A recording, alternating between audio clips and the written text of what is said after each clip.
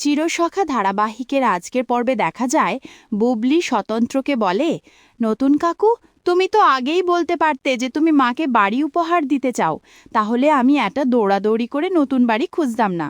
স্বতন্ত্র শান্তভাবে জবাব দেয়, তুমি ভাবছো কিভাবে তুমি বাড়ি খুঁজবে? আমি কি কমলিনীকে সেখানে যেতে দিতাম?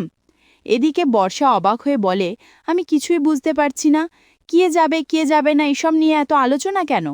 তখন পার্বতী বলে ওঠে, তুমি ওদের পারিবারিক বিষয়ে হস্তক্ষেপ করছো কেন বর্ষা? লক্ষ্মী তখন বলে, এই শোনো পারো, সব সময় তো তুমি নতুনের সঙ্গে ছিলে না, তাই ওদের পারিবারিক ব্যাপারে মন্তব্য করো না। নতুন আর তাদের পরিবারের সম্পর্কটা তুমি বোঝো না। স্বতন্ত্র এরপর জানায়, কমলিনীর শরীর খারাপ, তাই কয়েকদিন বাপের বাড়িতে থাকতে চায়, ওখানেই থাকুক। আমি মিনটাইম আমার কাজগুলো শেষ করছি।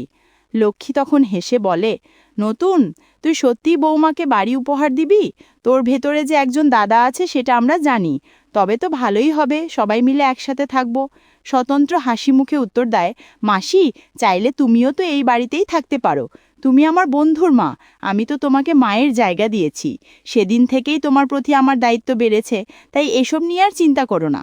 তখন বর্ষা একটু খোঁচা দিয়ে বলে, নতুন কাকু, তুমি যদি আমার শাশুড়ি মাকে বাড়ি দাও, সেটা কি আগের দেনা শোধ করার জন্য? এতে লক্ষ্মী রেগে বলে, বর্ষা, তুমি এভাবে কথা বলছো কেন? নতুন যদি কাউকে বাড়ি দেয় তাতে তোমার এত আগ্রহ কেন? বর্ষা ব্যাখ্যা দেয়, আমি তো ভাবছিলাম সবাই মিলে থাকবো, আমার শাশুড়ি মাও সেখানে থাকবেন, তাহলে তো আরও ভালো হতো। স্বতন্ত্র তখন শান্তভাবে বলে, সবাই চাইলে থাকতে পারো, তবে কিছু নিয়ম থাকবে, সেটা মেনে চলতে হবে। পার্বতী তখন বিরক্ত হয়ে বলে, তুমি আবার এসব শর্ত দিচ্ছ কেন? এত টাকা আছে তোমার, সংসারটা তো আমাদেরও আছে।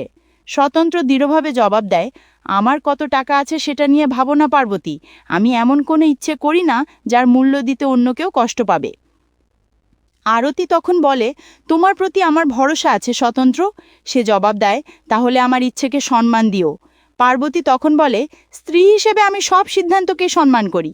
স্বতন্ত্র বলে, স্ত্রী হিসেবে নয়, মানুষ হিসেবে করো। এরপর দেখা যায় কমলিনী হাসপাতাল থেকে ছাড়পত্র পেতে চলেছে, বিলের টাকার হিসাব চলছে। কাকামণি, কমলিনীর বাবা আর কর্ষে মিলে কথা বলছে কে কত দেবে।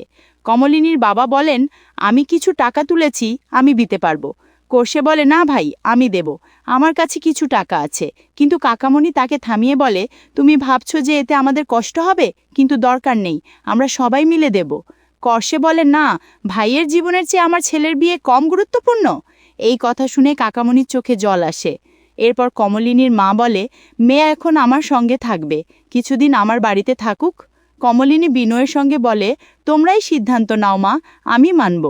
ওদিকে কর্ষে বলে, ঠিক আছে, আমি ছেলের বিয়েটা শেষ করে তারপর ফিরব।